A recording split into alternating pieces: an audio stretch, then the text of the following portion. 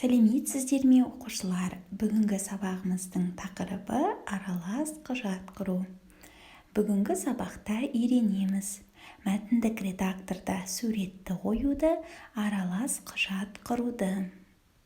Тақырыпқа байланысты сөздікті дәптерімізге жазып алайық.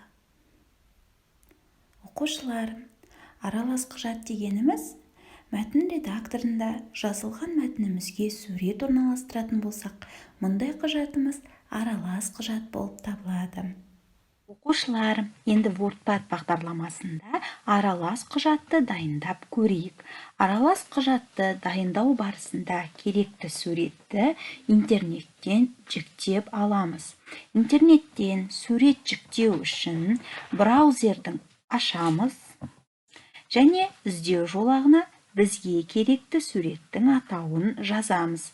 Мәселен, көктем, және іздеу батырмасын басамыз. Көктем сөзіне байланысты суреттер шықты. Керекті суретті тінтуір көмегімен шертіп ашамыз және тінтуірдің оң жағын басып, сохранить картинку как батырмасын басамыз. Сурет сақталу керек жерді таңдаймыз және сақтаймыз, атау береміз. Көктем.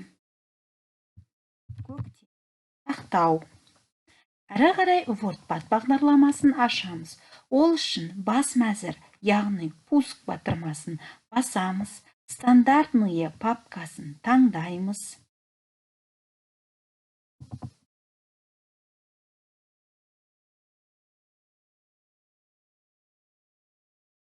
WordPad бағдарламасын ашамыз. WordPad бағдарламасының үстіңгі жағында изображение деген батырма бар. Осыны басу арқылы өзіміздің сақтаған орындағы суретті аламыз.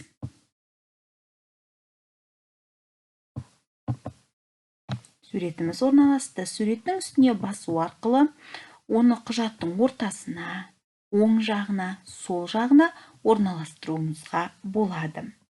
Және суреттің төменгі жағына мынандай сөзді жазсақ болады.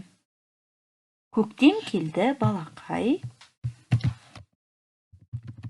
Көктем келді, балақай.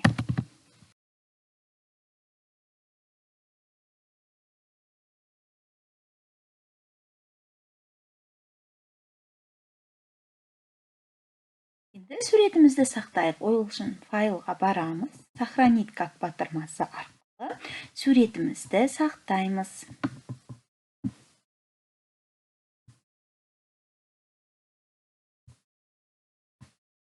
Сақтау.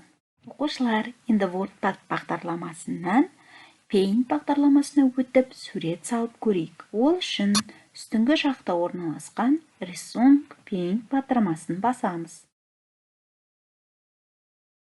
Фигуралар көмегімен суреттер салайық.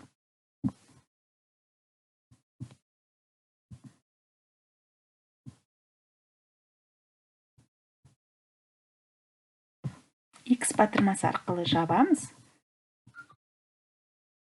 Енді құжатымызды қарайтын болсақ, біздің суретіміз шықты.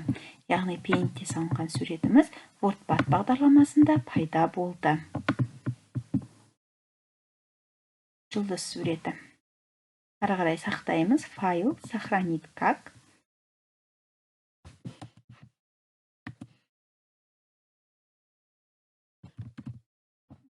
Сақтаймыз.